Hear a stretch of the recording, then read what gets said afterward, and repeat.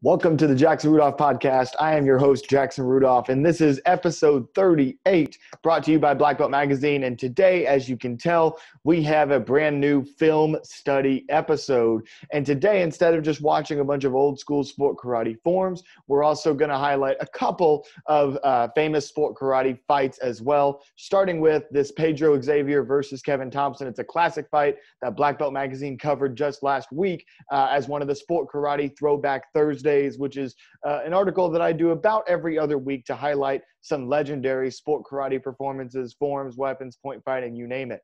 Now, a little bit of news to discuss before we get into the film study today. Coming up this weekend is the Virtual Fight Tour 2. That is Jesse Ray's pay-per-view point fighting promotion. I want to go through the card real quick. I'm not going to make any predictions, primarily because this card is very, very close to call. So just going through this real quickly, it's going to be this Saturday, September 26th at 6 p.m. Eastern Standard Time. We're going to start the card off with Emma Cullinan versus Sabia Sabrine. I've seen Emma for a long time. She's been a very consistent and dominant fighter in the junior division. I don't know much about Sabia, but I have heard, my sources are telling me that she is tough as nails. So that's going to make for an exciting fight. Then we'll move on to Darren D-Stacks Payne versus Romani Alicia. That is going to be an incredible fight. We've already seen Darren Payne in Virtual Fight Tour 1. Romani had an excellent showing coming back to the sport at the Battle of Atlanta. I believe he made it all the way to the lightweight finals against Bailey Murphy, who we all know how talented and skilled Bailey Murphy is. So that's bound to be an exciting fight. We then move on to a senior fight between El Java Abdul Qadir and Yoskar Gamez. That's going to be an incredible fight. I feel like a broken record saying how great all these fights are going to be. But these are two very widely respected senior competitors. I believe El Java just in the past few years has claimed a WACO world title in his division. I remember when I would travel to Guatemala and teach seminars, seeing Yoskar fight, especially when he was younger. And just the level of talent between those two men is incredible, and they're going to go at it. That's going to be an excellent fight.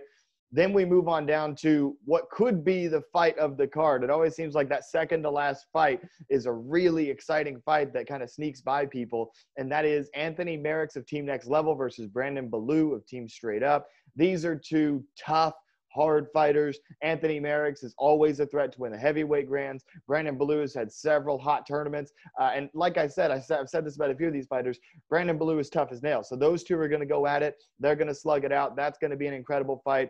And then, of course, the main event, we have Bailey Murphy versus Jack Felton. We have the new superstar versus the veteran superstar. I mean, that is going to be an incredible fight. Most anybody that has watched point fighting over the last 10, 15 years knows who Jack Felton is because of how dominant and how consistently successful Jack Felton is. He's probably one of the top 5 lightweight point fighters of all time. So he's an all-time great going up against Bailey, who's trying to cement his legacy, and he's still building that resume to try to become one of the all-time greats himself. And that's just going to be an incredible fight. Too close to call. 3-round matches, really exciting rules that engage the fighters really well and lead to some really exciting matchups. And so I hope that everybody tunes in to the Virtual Fight Tour 2 coming up this weekend. Get your tickets on myuventex.com, and all of those results and highlights will be covered by Black Belt Magazine. I also wanted to announce that since I'm talking about Virtual Fight Tour, it has been released that I will be the commentator, or one of the commentators, alongside Jeff Doss, who's an NBL world champion, as well as the great Carmichael Simon. We will be the commentators for the Virtual Forms Tour that is going to be coming to you guys very shortly, featuring sport karate forms and weapons athletes going head-to-head against one another. I can't say anything more about it, but I'm extremely excited about that and very excited to be a commentator and try to share more of my experience in the martial arts with all of you. But without further ado, let's go ahead and let's dive into some of these point fighting videos, kind of because the Virtual Fight Tour 2 is coming up. We're going to start with this one that was featured on Black Belt Magazine's website last week. We have Kevin Thompson versus Pedro Xavier, and we're going to go ahead and dive right into it. All right, so we see an exchange there. We see the old school no mats down. This is at the U.S. Capitol Classics. I believe it was it 92? You'd have to go back to that article to double check. But this is U.S. Capitol Classics, now promoted by the great Grandmaster Dennis Brown. We see a little bit of a stoppage here. Judges trying to clear people out of the ring. Pedro showing off, trying to catch his range, showing off his incredible kicking abilities. Looks like he thinks that he scored on the back kick there, and he got the call. Doesn't look like he got the call there, but he looked like he scored on that spinning back kick. And then there's that beautiful axe kick that he was known for, gave him the nickname the Axeman in the WMAC Masters, which was a legendary series for anybody that's a longtime fan of sport karate or martial arts in general. We see that leg once again. Kevin playing a lot of defense. He was known as a very defensive fighter. The late, great Kevin Thompson, the greatest all-around sport karate competitor of all time. Has a little slip there. Looks like we had to take a minute to get reset. And you can see if you're watching the footwork here, this surface was very hard to fight on. Looks like Kevin scored on that step-in back fist there. We'll see who gets the call. Ooh, call goes the other way to Pedro. Now Kevin right back into it. There's the step-in back fist and a couple of late hits. Maybe Kevin's competitive spirit getting the best of him there. But you'll see that these fighters have the utmost respect for each other. Kevin's just in the moment and always an intense competitor, and that was part of what made for his greatness. And then I think you'll see right here the competitors come together, little hug, say, sorry for those late hits, bro. It's all good. Judges have a little conference here. And this is a classic sport karate video just because of the level of talent displayed here. I mean, Pedro Xavier, one of the greatest point fighters of all time. Look at that rear leg inside axe kick. You never see that used. Pedro lands the head kick, gets 2 points with it. That is an incredible technique. Kevin knows that he's got to push here to try to get back in this fight before the buzzer, throws the spinning back kick. Looks like he tried to get a few points in there, a couple of more, maybe a little late hits. Kind of hard to tell if the clash had ended, though. And that call goes to Pedro, and you see the relief on Pedro's face from winning that match. And again, just a testament to the greatness of both of those fighters. That's just a very classic sport karate video that I watch that video probably at least once or twice a month just to watch the Pedro and Kevin's talents on display. Once again, rest in power to Kevin Thompson, who passed away this January after his battle with amyotrophic lateral sclerosis. And then now we're going to move on. So we started with a classic fight. Then we saw a couple of ads, and then now we're moving on into a more modern era fight. I believe this is 2014 from the Battle of Atlanta. We have Justin Ortiz versus Raymond Daniels. I watched this fight in person, and this is one of my personal favorite fights that I have ever seen. You'll notice that it's like an 8-minute fight, but we're going to watch the whole thing. We might try to click through some little parts of it where the judges are getting everything organized and this, that, and the other. But this is a fight that just stands out in my memory as one of my favorite fights that I have ever watched. So now we're just going to go ahead and take a look at this. You see Muhammad Jahanbash as the center referee. Raymond Daniels of All Stars versus Justin Ortiz of Team Paul Mitchell. Love those white Paul Mitchell fighting uniforms. Those were clean.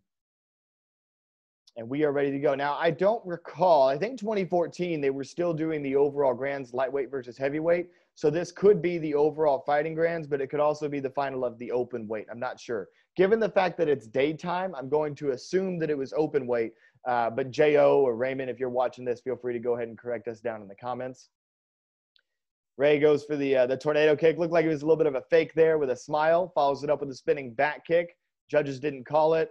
Looks like J.O. had a forearm in there. You'll hear me refer to Justin Ortiz as J.O. He's one of my teammates. Doesn't appear that any points have been scored yet. J.O. threw a round kick towards the end of that clash. It looks like Mr. Jahanbash called. Both fighters smiling with each other right now. They're just out there having a good time. We see on the left side of our screen, we've got Damon Gilbert coaching Justin Ortiz, one of the great all-time sport karate point fighting coaches. Ray going for that classic patented spin back kick again. Justin tries to answer with the spin hook. We see the great Gerald Dawson judging up here in the corner. Rest in power to him as well. And then J.O. scores on the blitz there. Looks like the back fist with the reverse punch got in. Ray using a little bit of his fakes, his arm movement, trying to catch Justin's timing off. Couple of calls going a couple different directions. That one goes to Justin. Looks like Ray did score on that kick earlier, so we got 2-2 here. And then we've got, looks like one of our judges getting in the way a little bit. Ray scores. He takes a lead. I believe it's 3-2 now. This is a back and forth fight. Tons of energy, tons of action, tons of excitement. Justin goes for the blitz. Ray had the back fist. Looks like they're calling nothing. Looks like Ray might have gotten in first there, but Justin answered with the defensive side kick. Not calling anything. Damon Gilbert can't believe it. You see the coach fall to the ground there. Now, many of you watching Raymond Daniels, if that name sounds familiar and you're not much of a sport karate fan, you probably know him as the Bellator kickboxing world champion and then also a Bellator MMA fighter. Recently had an unfortunate no contest where after he had two unintentional spinning back kicks to the groin of his opponent that went a little bit viral. But I know Ray, and that was definitely not intentional. And it's just it's unfortunate that it happened that way. And I'm sure that we'll see Raymond back in the MMA ring and not making those kind of mistakes, because Ray is a world-class fighter in many different respects, from point fighting to kickboxing and now MMA. So we had a little break in the action there. Now we're back to it. Now, Justin's nickname is Hot Foot, so he's going to want to throw these kicks. His kicks are how he wants to score most often, so you see him throwing a lot of kicks there. Looks like Raymond got the best of that exchange. The judges call it that way with the hands. And you'll notice Ray is a lot taller, so his reach with his arms is going to give him an advantage on these hand-to-hand clashes, which is part of the reason why you're going to see J.O., Justin Ortiz, using his kicks a lot more. You see Ray trying to throw off Justin's rhythm a little bit, goes for that other spinning back kick. Looks like that might have just been a fake or just getting out of the way. Justin aggressing with the hook kick there. High hook kick, if you can see that on the back side of the screen. Doesn't look like anything landed, no calls. Justin backing into the corner, went for the defensive side kick. Do they call the blitz or the kick? They call the blitz. Raymond's got the score there. I believe Muhammad just said it was 5-4. And again, I can't see the score. I'm seeing the same thing that you guys are seeing. So I'm not sure what the score is, but I know that it was close throughout the fight. And then I'll wait for the end for you guys to see exactly what who the winner wound up being. So it looks like that spinning back kick from Raymond landed on Justin's forearm, so no call there. Once again, Justin retreating to the corner and then trying to aggress with the kicks. Goes for the hands that time. Jahanbash calls it to Justin. Looks like Tony Young in the back called it to Raymond. Raymond's calling a timeout. He thinks that the judges called it his way. And still no point. Raymond obviously a little bit frustrated with that. Looked like he might have scored that back fist over the top.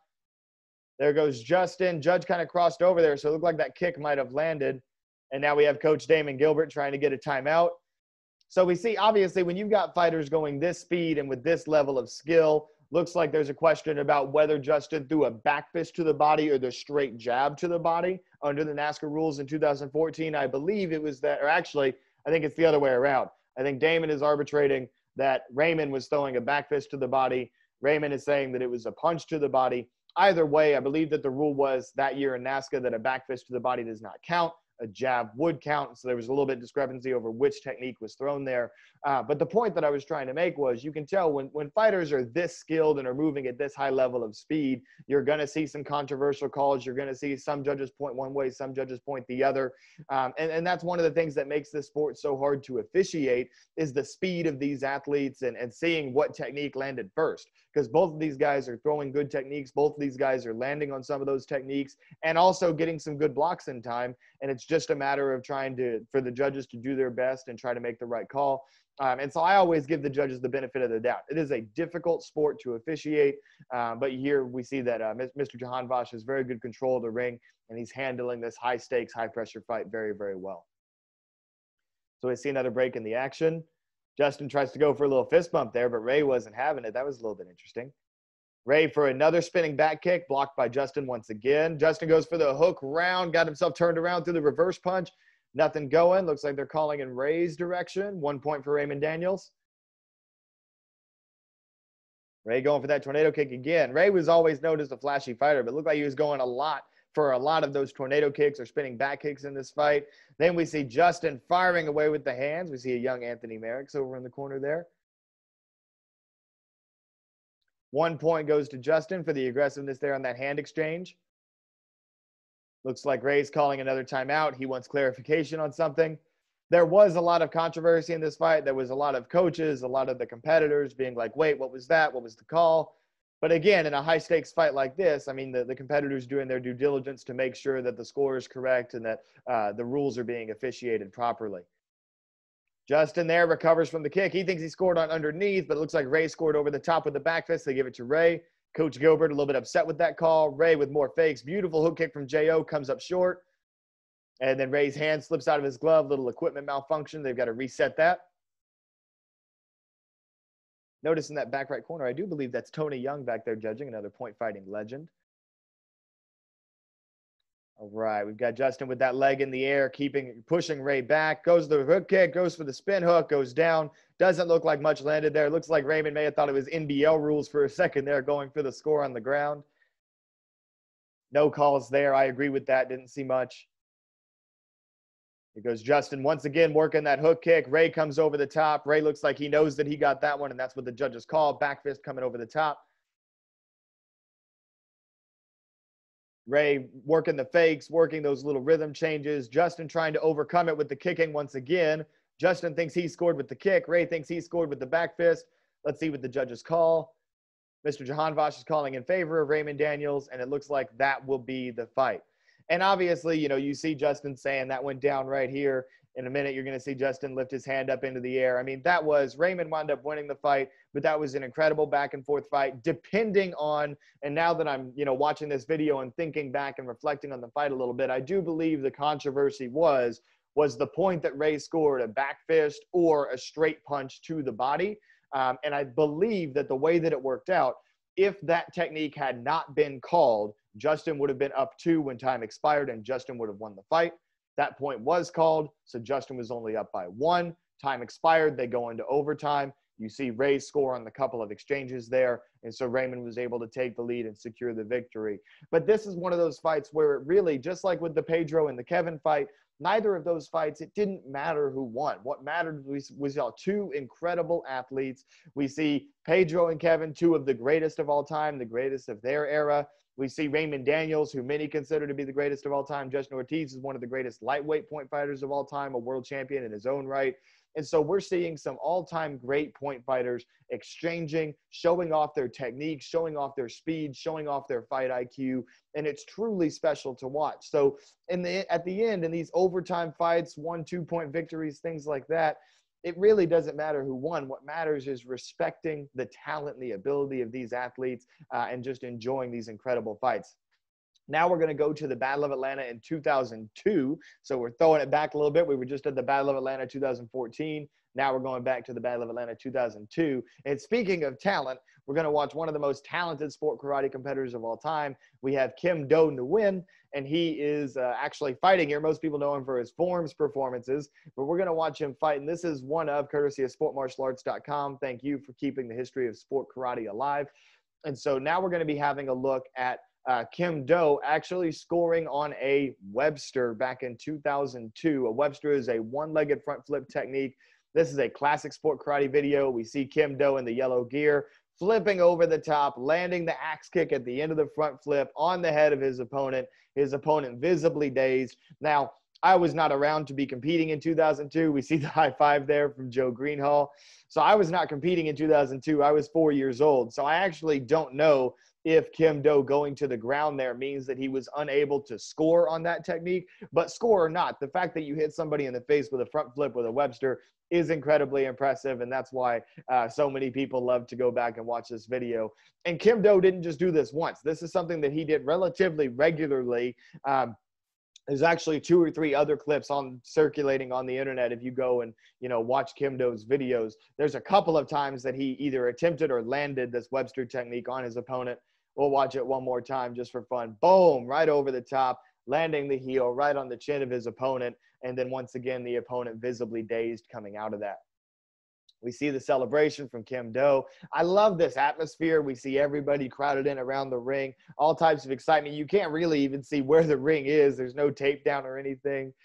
Just a really special atmosphere that, due to safety purposes in today's version of the sport, you just don't see that very often. But that is a very cool little piece of sport karate history there, back when people could be all over the ring. And so now, as you guys know, I am a huge fan of point fighting, but I myself am not a point fighter, although I have fought before. So now we're going to transition into an area that is more of my expertise instead of an area that is my fandom. And we're going to talk about some forms and weapons competition. Primarily forms for the episode today, because me being a weapons guy, we very often cover weapons on the show.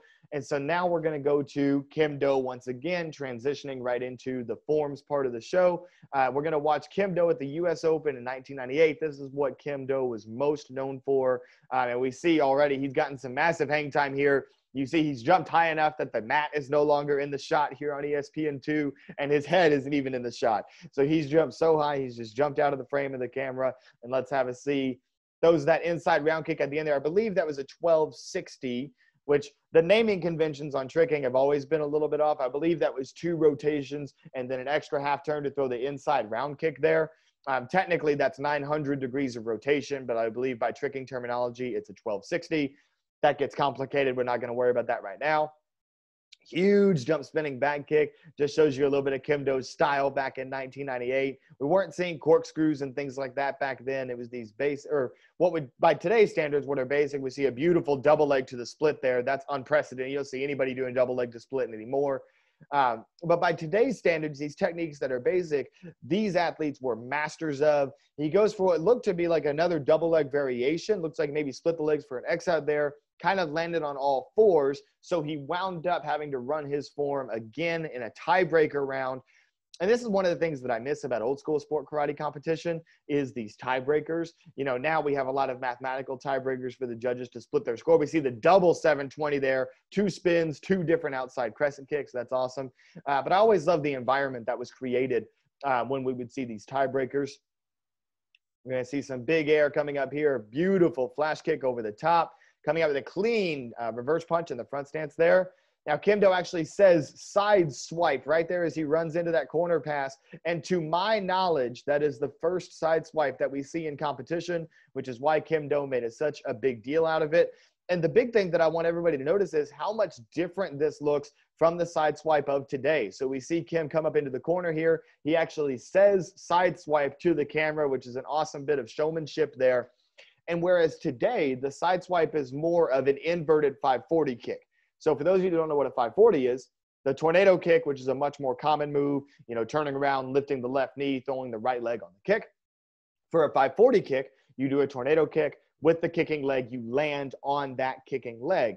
Now, a side swipe by today's standards, you basically do the same setup that you would do for a 540, but you're going to pull that shoulder back so that you're inverting going over the top. It's essentially an upside down 540 kick in a way.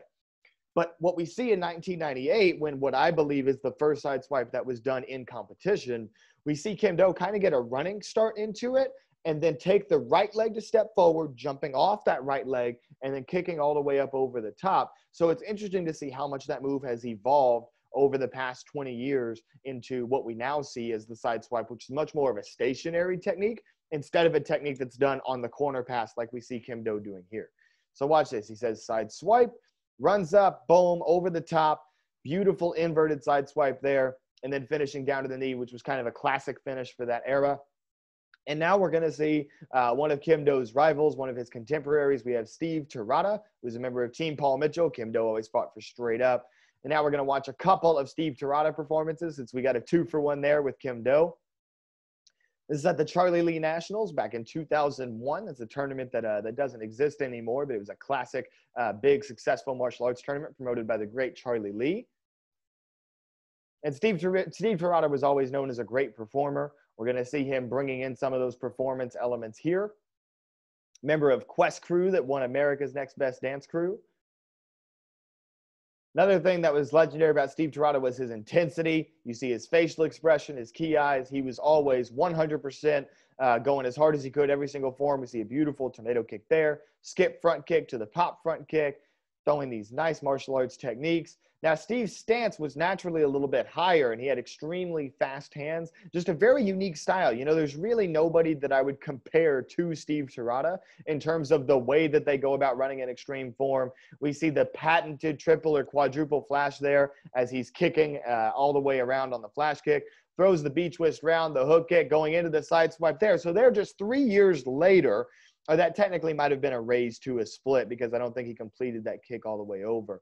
But we see right there already that evolution from the side swipe that Kim Do did where he kind of ran on the corner pass 3 years before this form to now Steve Terada doing a more stationary version of the raise to split, which obviously could be compared to the side swipe coming over the top with the kick. We see another MCAT study guide advertisement here for those of you that know that I'm applying to med school right now. That's why that I'm getting those targeted ads. And then now we're going to go ahead and move on to the second Steve Terada form. We're going to fast forward here about 7 years to the Quebec Open in 2008. Now, one of the reasons I wanted to show this is I wanted to highlight how impressive it is to be doing the level of tricking that Steve Terada is doing on the surface that he is doing it on. Quebec Open, back when Claremont Poulin was the promoter before it got handed over to David Bossonette and Sam Gagnon.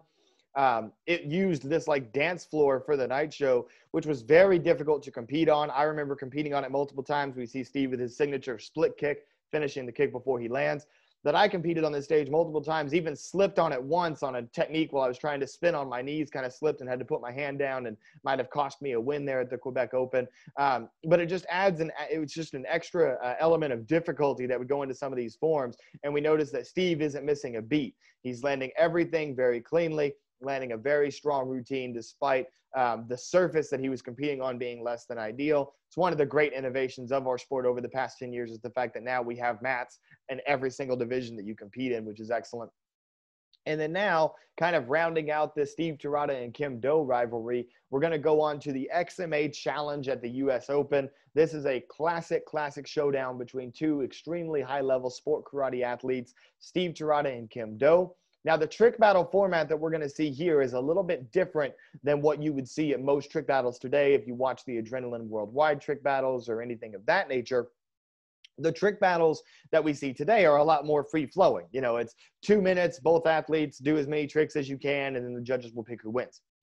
This is a little bit different in that there were a couple of required techniques that the competitors had to do variations of.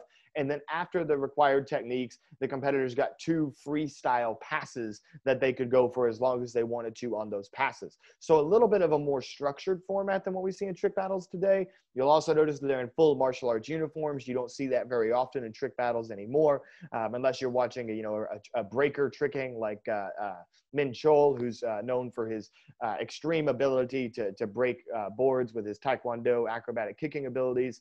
He always competes in a full uniform, but that's not the case for most trickers. Anyway, now we're going to go ahead, transition. We see Kim Do with a huge 720, playing it off to the crowd a little bit. 720 was that first required technique, and then Steve Terada answers right back with a 720 of his own. I'd say that's pretty even. Kim Do looked like he got a little bit more hang time, looked like Steve might have had a little bit more power on the kick. Kim Do, now flash kick was the second required technique, so Kim Do adds in the back handspring before the flash. And then Steve Terada does, I believe that's called a Terada grab, does the kind of grabbing the leg as he goes, a little bit of a statue variation. Matt Emming was always known for throwing statues in a lot of his open-handed forms. So once again, 6 of one, half a dozen of the other. Steve a little bit more creative. Kim Do going for more of the traditional flash kick. And now we see Steve Terada. Kim Do had the B-twist round. Steve Terada goes for the double B-twist. So B-twist was the third and final required technique. Kim Do does the B-twist round. Steve Terada does the clearly more difficult double B-twist. So I'd say that Steve Terada has a little bit of an edge at this point after the mandatory tricks. Now we're going into the freestyle. Kim Do running into that kind of X out from a double leg position. That was a signature of his, very unique, very creative, finishing off the rest of the combo and still playing to the crowd. We see Steve trying to think about what he's going to do next, and here he goes. Big jump outside 360 kick, going back the other way. Little breakdancing move there, ending with the side swipe. Once again, seeing that more stationary side swipe as opposed to the corner pass. Again, showing the evolution of tricking. Those combos were very close, in my opinion. Steve had a little bit more speed, a little bit more cleanliness, I think. But Kim Do also had an excellent combo that he ran, maybe a little bit more originality. And then now we see for the last pass, Kim Do, a little bit of a slip there. Looks like he's coming out of his uniform. Now, if I remember correctly, I think that Kim Do had just competed in the forms division as well, literally right before coming back on stage for this tricking battle. So I do believe he was a little bit gassed going into this battle. We see his uniform is slipping out again. He takes it off mid-combo, going into the L kick, front kick, going into the gainer, and he takes a tumble there, kip up. You can just tell that he's exhausted, but he's going out there and doing his best. So now essentially to secure this win, all that Steve needs to do is go out, hit a clean combo, not fall down, and he will secure a victory here because of that fall that Kim Do took. Does a little egg roll coming out of that combo. That's that sideways roll that you saw on the ground. At that point, he knows that he's done enough, and so he finishes the combo, and it looks like Steve Terada will secure this victory. And once again, just like I said for the point fighting matches, win, lose, or draw, doesn't matter. We're just watching the incredible athleticism, skill, and talent of these athletes. Demonstrated by their incredible work ethic that helped them develop these skills. And at the time, 2 of the best teams in the sport, Team Straight Up and Team Paul Mitchell. 2004 was kind of the heat of the Team Paul Mitchell and Team Straight Up rivalry, which is an awesome part of sport karate history. We see some slow-mos here. We see that 360 crescent kick going into the full twist by Steve Terada, little breakdancing move right into that side swipe, beautiful extension. He knows that he stuck it. Nothing like watching Steve Terada trick in slow motion. Truly one of the pioneers of tricking. Both these guys, two of the pioneers of tricking. And then Kim Do doing a little flying squirrel there just to show the crowd that he still got it.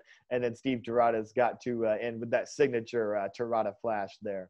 And now we're going to kind of rewind the clock a little bit. So we saw a young Kim Do in 1998. Then we watched Steve Terada and Kim Do kind of grow up through 2001, going into 2004. So now we're going to go to an era that I feel is often forgot about in between kind of the Steve Terada, Kim Do, Matt Emig, Mark Canonizato, that era all kind of blended together in addition to Rudy Raynon. And then before that, if we go back to like 1995 and before, we had, you know, the Mike Chat, Carmichael Simon, John Valera era, which we are going to be watching here in just a little bit. But one era that I feel like is forgotten by a lot of sport karate fans is this era in between of that like 1996 through 2000, where we saw competitors like David Douglas, who we're going to watch right now. And one of the things that I love most about these competitors is that with the triumvirate of Carmichael Simon, Mike Chat, and John Valera, we saw a lot of competitors taking it to the next level with the actual techniques they were throwing. Carmichael throwing the first 720, Mike Chat being the first person to do a backflip in a form. But in this next era, like I said, is often forgotten about, we see competitors starting to add in more and more performance elements in addition to just having the tricking and the martial arts techniques. They're also actively performing their routines, incorporating more little dance moves. We saw Steve Terada do a little bit of that with his breakdancing skills. But this is where it kind of hit its peak, in my opinion, is around 1998. Which is the year that I was born. So once again, this is not for personal experience. This is just going back and doing the film study, which is why we have the Jackson Rudolph podcast. And so here we have David Douglas. This is the 1998 World Series of Martial Arts. I want to note there that it's really cool that he didn't even say his intro. He just walked up, hit the ready stance. He's like, you know who I am. He backs up. Now he's running his form. Beautiful outside crescent kick there. And setting up for a big technique here. Boom. Huge double leg right into the combo. Double leg 540 on the end of it there. Very original. I like that a lot. Clean tornado kick. Big, strong middle block. And then, like I said right here, here's some of the performance elements. He's doing this routine to like a reggae song. So he took that little moment to do a little dance there in the middle of his routine. Really adding to the performance value of the sport. He's got a beach twist coming up to the front. Beautiful pop front kick. Little coffee grinder side kick going into the hook kick. A lot of originality, a lot of creativity, and a ton of style from David Douglas. And then, like I said, thank you, by the way, to Black and Blue Video for providing that. And by the way, when you guys see these watermarks on these videos of each of these legendary sport karate performances, Black Belt Magazine always wants to give a shout out and support all of those entities on YouTube that are keeping the history of sport karate alive. It's because of you that we have the opportunity to go back and watch these videos. So whether it be Black and Blue Video or Belang or Old School Karate with Jacob Wolfman or sportmartialarts.com especially, and the list goes on and on and on. We can't thank you enough. And so now we're going to go ahead and transition to Butch Marks, who is the brother of the legendary Casey Marks Nash, who is the wife of the legendary Trevor Nash. By the way, little side note, because of the four competitors that make up that family, probably one of the greatest families, if not the greatest family in the history of sport karate, Butch Marks, Casey Marks, Trevor Nash, and Chelsea Nash, who's one of the all-time great female point fighters. Just an incredible amount of talent. And because of how prominent Trevor and Casey and Chelsea all became, I feel like, unfortunately, Butch is the one that is sometimes forgotten a bit when people talk about sport karate history. But we're not going to forget about him today. We got the 1999 Battle of Atlanta. We've got Butch Marks. And then once again, if you go back and you actually watch this on YouTube, he's going to be doing this to a kind of a reggae-based song. I guess that was what was popular back in 1998, 1999. We see him hitting some nice deep stances in his introduction here. All of this is choreographed. Beautiful back stance there to start the form. And then boom with the finger strike. That was actually something that Casey was known for doing in a lot of her bow forms, was that little finger strike there. So that's a nice little treat there. Now we see Butch setting up his tricking combo. Looks like that was almost like an illusion. It started off more like a beach twist, but he let that leg carry through at the end of it a little bit and then hopped over to the following hook kick. That was a really nice little variation there. He's got the hand combos. Once again, a little bit of style and performance with that lean back, touch the ground before throwing the big ridge hand. That was nice. Now he's setting up that corner pass. Boom, big, beautiful flash kick there. And then once again, flash kick is kind of a patented trademark move for any sport karate athlete. We see a lot of flash kicks going corner to corner. I wish we saw more people switching it up, but anyway. Then we see Butch finishing that form strong with one of those, I believe that was the signature ending of his, was to do the arm crossed and then tuck the head down like that. And now we are transitioning to Arnold Chan, another forgotten sport karate legend, not forgotten by me, but forgotten by many, and he should not be. Arnold Chan is definitely somebody. Look at the speed there. Very nice. His style reminds me a lot of Carmichael Simon, the way that he would set up his kicks, the speed of his hand combos. I mean, just look at that speed. Looks like he's not getting, and kind of similar to Steve Terada in a way that he's not really getting down low into the stances. He's more so focused on showing off his speed and athleticism, showing off the cleanliness of his hand techniques. Arnold Chan, one of the all-time sport karate legends, cuts a look back to the audience there before going into the huge beach twist, and then throwing a beautiful kind of a raise with a little bit of an extra kick on the end of it, going down into the split. And then, of course, a little bit of performance there at the end by unwinding to his back there to show off that kip up, and then plenty of energy right there at the end of the performance. And then now we're going to transition on to Jimmy Pham, one of the greatest and most dominant junior competitors of all time. And you know me, I'm a weapons guy. I had to get a weapons form in here, and I feel like on the show we have not given enough love to Jimmy Pham. And so we're going to go back and watch this Team Paul Mitchell Karate Legends form. He didn't have much time, if any at all, in the adult division, which is why I say that he's one of the greatest junior competitors of all time. But many expected him to have been a very consistent, very strong competitor in the adult division. We see the speed of these combo manipulations. One thing that you will notice, a little bit of a difference of the style compared to now, is that when he's doing his 7 cuts, they're a lot more of like a little rotation of the wrist. They're a much smaller technique than what we see by today's standards. Today, a lot of competitors like to use the much larger 7 cuts, and it's called a 7 cut because you're drawing a line from shoulder to shoulder and then from shoulder to hip, which creates that number 7. But it's not just Jimmy that did them small. That was kind of standard back in the day. We saw Mike Chat, John Valera do very similar cuts. And if I'm not mistaken, I believe that Jimmy Pham was a disciple of John Valera. I could be wrong about that, but if I'm not mistaken, there's obviously some similarities in their style. And speaking of John Valera, we are going to round out the show today by going to a classic sport karate video of all 3 of these great athletes that I mentioned. Carmichael Simon, which, by the way, his name is misspelled up there in the title of the video, so disregard that. So we've got Carmichael Simon, Mike Chat, John Valera at the 1995 Bluegrass Nationals, another legendary sport karate event. And we're just going to watch these 3 competitors go at it. I don't even know who wins this. It's literally just an incredible opportunity to watch all 3 of these competitors. I call them the great triumvirate of the 90s. These were the 3 competitors that really paved the way for all future CMX forms specialists, CMX meaning creative, musical, and extreme. And so here we go. We see Carmichael Simon. He's got the head down, getting focused. This was kind of a trademark beginning to Carmichael's routines. Lots of drama here, good performance at the beginning, drawing the crowd in. I like being able to see the crowd in the background too. That's a very nice touch. Known as Kid Carmichael for some of his roles in Hollywood, such as on WMAC Masters. We see Black and Blue Productions brings us this video. And then now we're getting into the action. Beautiful axe kick there from Carmichael, setting up the patented 720. He was the first person to do that in competition. Tricking combo there. Beach twist right into the 540. That was nice. And then right back into the hard traditional martial arts techniques. Beautiful split kick there to the kind of point fighting style reverse punch. That was cool to watch. Slows it down a bit there with that slow motion technique. Now he's right back into the full speed. Big axe kick once again, throwing the jump. Looked like almost that was more of a jump round kick. Kind of hard to tell this angle. That was the signature of Carmichael's, that little jumping hook kick going right down into the dive roll. Once again, one of those little slow motion techniques as a change of pace. And then big, powerful finish there on the end of it. Now, you'll notice Carmichael liked to wear those wrist wraps. You also saw Steve Terada doing that as well. Some competitors chose to do that because they feel that it made their hand speed look faster if they had the wrist wraps on. Really comes down to personal preference. We see it was very common for the era. We see Mike Chat doing the same thing with the white wrist wraps. And then this is founder of XMA, the blue Power Ranger. We have Mike Chat going at it.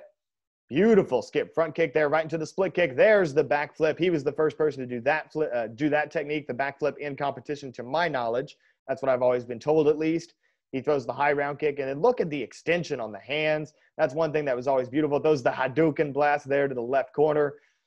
Mike Chat had beautiful extension of his hand techniques and of his kicking techniques. He was known for those little one-legged kicking combos. He was not the first to do those one-legged kicking combos, but he was certainly very, very skilled and very good at them. And then kicking was probably Mike Chat's best attribute. So you're going to see him doing a lot of that in these performances. Now, this performance, I don't believe, got straight 10s, but another legend of Mike Chat is that he's one of the few competitors to ever get a perfect score of a 50 at the U.S. Open. I believe that happened when he did the first backflip in a routine. And then, like I've said before, one of the trademark endings there was to kind of end on the knee with the head down. So a beautiful performance by Mike Chat there. And then now we transition to our final performer, John Valera, in the all black. Once again, using the wrist wraps, showing off the hand speed. And then you'll notice a common theme here is these competitors like to bring in the suspense and the drama at the beginning of these routines. Very common for the era, and I always like to see when people do that now. More so for on-stage performances. If you're spending a lot of time just in a regular division doing this, that can kind of bore the audience and the judges. But when you're competing on stage, look at that high split kick. That was incredible. Wait, I got to replay that. That was one of the highest split kicks that I have ever seen. That was beautiful. John Valera, pop! Huge jump split kick there. That was awesome. Going into the 540, landing to the knee. John Valera was on another level right now. Again, I have no idea who wins this. Look at that double jump outside 360 kick, throwing that little knee strike there. Did he extend the front kick? I couldn't quite tell. I mean, John Valera was just going for it, probably inspired by the two competitors that went before him. I mean, when you watch those great performances of Carmichael and Mike Chat, how could you not go out there and put your best foot forward and run the division as hard as you can? Hopefully, at the end of this, they will tell us who wins, because I'll be interested to see that. Because we see there's a little scissor kick with the extra round kick on the end there. There are so many similarities, but also so many unique features of these competitors. Now, John Valera's form kind of ended a little bit abruptly there, a little bit unique. Maybe he was saving something for a potential tiebreaker. Oh, and it doesn't tell us who got that particular win, but that's okay, because like I said, all that we're focused on today is just going back and watching some of these performances and really just appreciating the contributions that all of these incredible athletes have made to the sport karate world. And I mean, how much better does it get than that? Watching Carmichael Simon, Mike Chat, and John Valera all go back to back like that.